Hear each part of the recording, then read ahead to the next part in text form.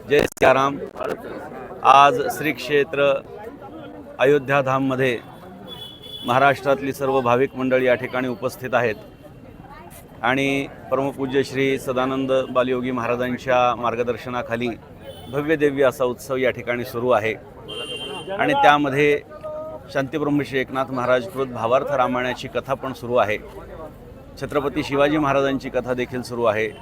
कीर्तन देखील दररोज होत आहेत आणि वारकरी संप्रदायाच्या नित्यनियमाप्रमाणे दररोज पूर्ण कार्यक्रम दिवसभर होत आहेत आणि या उत्सवासाठी महाराष्ट्रातून हजारो भाविक या ठिकाणी उपस्थित झालेले आहेत।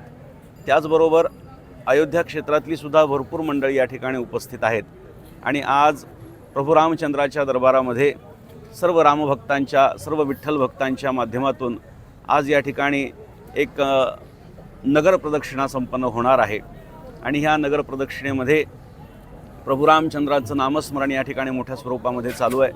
आपण पाहू शकता की मोठ्या प्रमाणामध्ये या ठिकाणी उत्साह सर्व भाविकांमध्ये दिसतो आहे, कारण प्रभू रामचंद्राच्या जन्मभूमीशी एक अतूट नातं सनातन वैदिक हिंदू धर्मियांचं आहे आणि त्यामुळे रामलल्लाच्या स्थापनेनंतर हा एक भव्य दिव्य असा कार्यक्रम या ठिकाणी होतो आहे। कदाचित अनेक कार्यक्रम याही आधी झाले असतील आणि नंतरही होतील, परंतु जो भक्तिभाव, जो उत्साह आणि जी संख्या आपण या ठिकाणी पाहतोय त्यावरून अयोध्या क्षेत्रातला वारकरी संप्रदायाचा हा सर्वात मोठा कार्यक्रम आज तरी आपल्याला पाहायला मिळतोय आणि आदरणीय बाबांच्या माध्यमातून हा उत्सव या ठिकाणी सुरू आहे।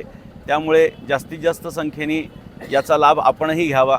सोशल मीडियावर देखील हा उत्सव दाखवण्यात येतोय बाबांच्या चॅनलवरती, आपल्या चॅनलवरती, आणि त्यामुळे या उत्सवाचा आपण सर्वांनी लाभ घ्यावा आणि आपण जिथे आहात तिथूनच प्रभू रामचंद्राचं दर्शन घ्यावं। या ठिकाणी प्रभू रामचंद्राचं मंदिर आहे आणि आपण बसल्या जागेवरूनही प्रभू रामचंद्रांचं दर्शन घेऊ शकता।